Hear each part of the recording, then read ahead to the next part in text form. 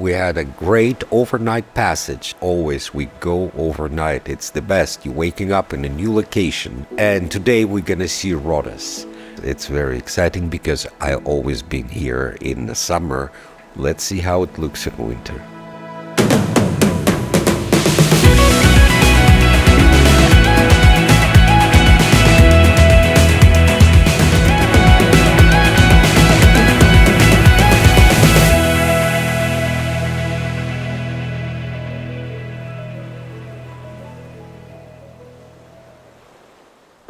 So we're arriving in the old harbor of Rhodes, thanks to our good friend the Aegean, who we're gonna meet right now. Can you tell us just a few words about Knights of Rhodes? First, we become, there is two ceremonies. One, you become Knight Templar. The next day, if you wish, you are becoming a Maltese Knight. We try to help our societies to improve. First, here, they will give back all this to the people. Well, it's a great mission. Yes. Great to meet you again. Nice to see you again. Nice to see you. The agent, I think he was promoted to like master position. It's a high in their hierarchy. He's a very reputable man in this area, in this business, and well known by everybody. And he's a knight. In my opinion, the keys to any place is in the hands of a good guide. So guys, I want to introduce you to Ilona. She knows all the Greece. She will help us to get the best out of our time. Now with Ilona we will walk the old city of Rhodes. How old is this town? I mean, this is medieval time, I can see it. So the ancient Rhodes was founded in 408 BC. The old town of Rhodes and the new town of Rhodes were built on the ruins of the ancient Rhodes. So life never stopped here for more than 2,400 years. Let's go. Okay.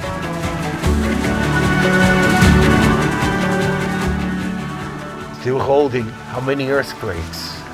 There was a very strong earthquake in 1481. The Knights of St. John were praying. They gave a lot of food to people because they never forgot their original mission to help the poor and the needy. And right now we are standing in front of one of the best preserved and beautiful buildings of the order. This new hospital, it received sick people and orphan children. All this region was called Kolakio, and it was used by the Knights of St. John. So right in front of us is the most famous street of the old town, the Knights Street. Now we are going to see some of the houses of the Knights of St. John.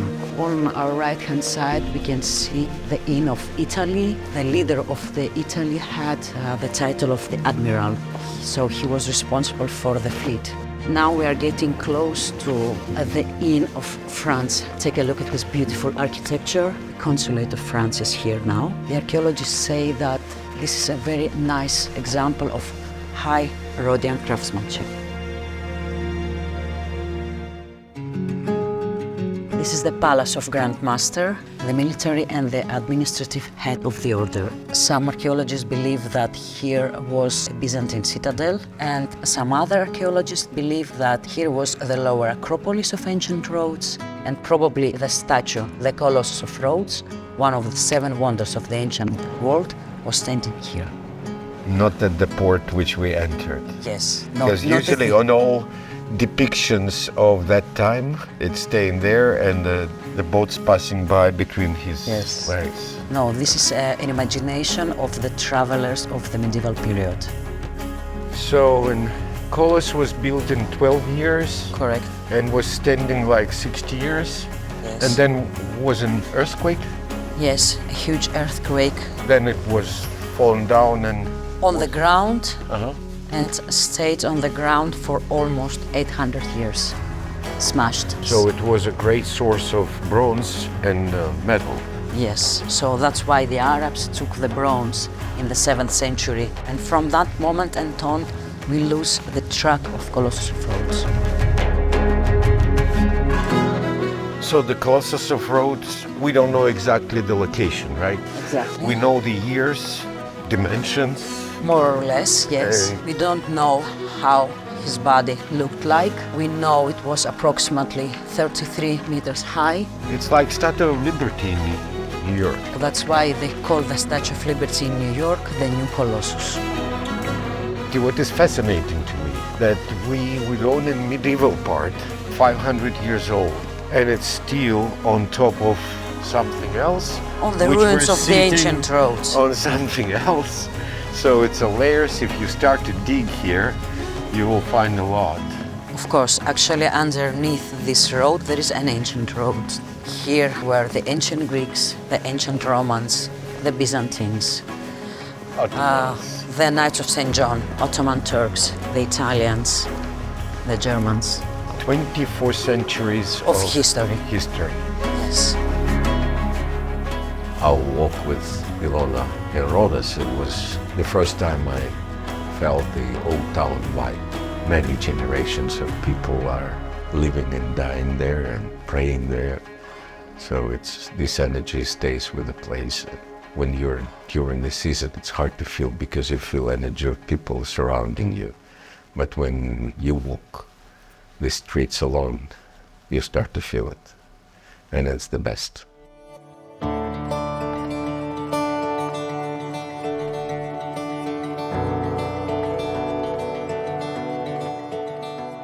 Hello, Hello, how are you? good. Elena? Panagiotis. Nice to meet you, Panagiotis. I am a resident of the village Apollona, and these are very old olive trees. These trees were passed from the grandfathers to our grandfathers, to our parents, and finally ended up to us. This variety of olives is called Milolia, and this olive can be used in olive oil production as well as eaten as table olives. In November we start to sprinkle these olive trees. First we spread the net on the ground.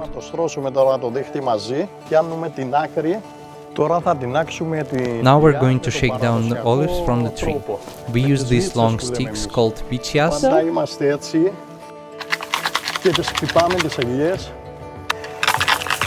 And this was the traditional way. So, do you eat olives every day? I eat olives every day, every morning. How many kilos per year do you eat? I can eat 20 olives for breakfast. I don't know how many kilos, but I eat a lot of olives. And my mother scolds me because she needs the olives for the towel.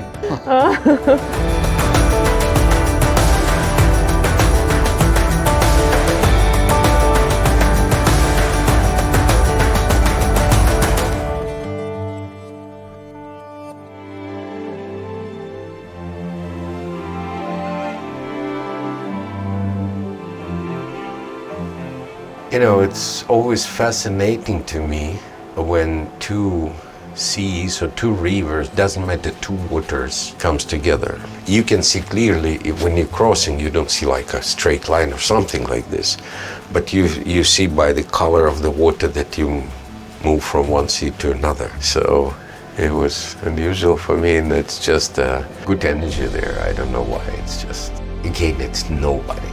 We were just the only people on this huge sandbar, and it's vast, and we all spread around. And it was a good time.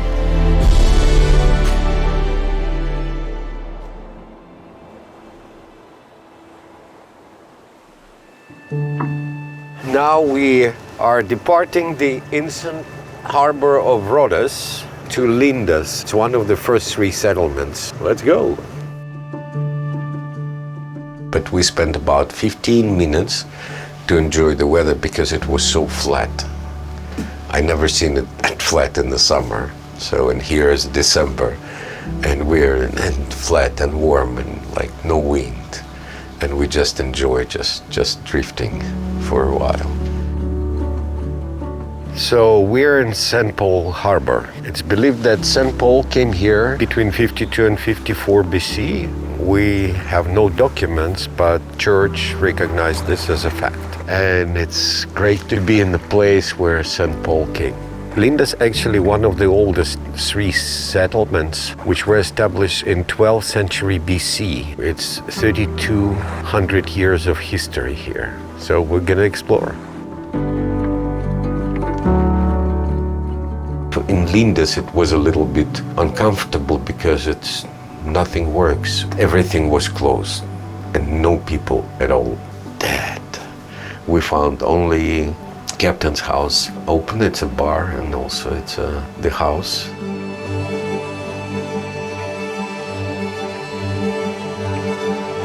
The whole family was living in the middle. That's why there are the steps. Okay. So it's actually sleeping podium, right? Yes. The ceiling is original.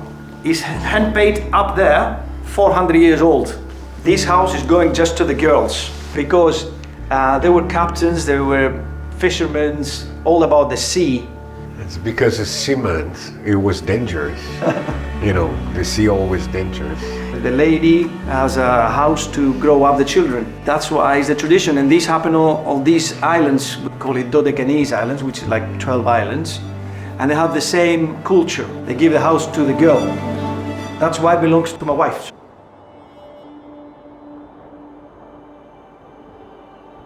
We're in the little village of Siena. It's only 40 people living here. It's a beautiful church here, Saint Panteleimon Church. He was a doctor, medical doctor, and he realized in his life that God works better than medicine. He was healing people and remembered for this. His relics are in this church. We will go for service right now.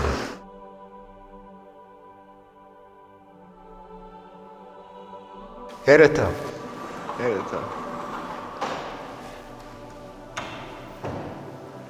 Welcome to our village and to the Church of the Saint Panteleimon. Welcome. I wish the best to you. I'm happy to be here. We're started the journey where we're gonna trial a new boat, and I wanted to get a blessing for this journey and blessing for our team. Διευχών των Αγίων Πατέρων ημών Kyrie Ιησού, Χριστέ ο Θεός ημών, ελέησον και σώσον ημάς. Αμήν.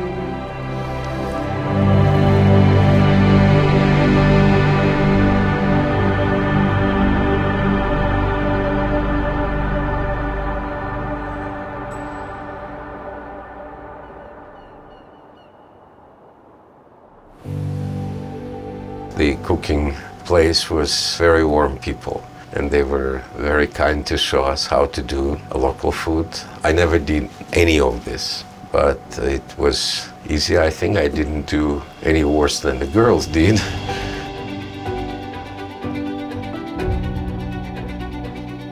Let's try local wine. Very good. What impressed you most? The old city, spent more than an hour with Ilona, and no people. And you can feel the vibe without all these people, without crowd, kind of sinking into medieval time of this city. In this church, I felt, despite the filming and everything, I felt great.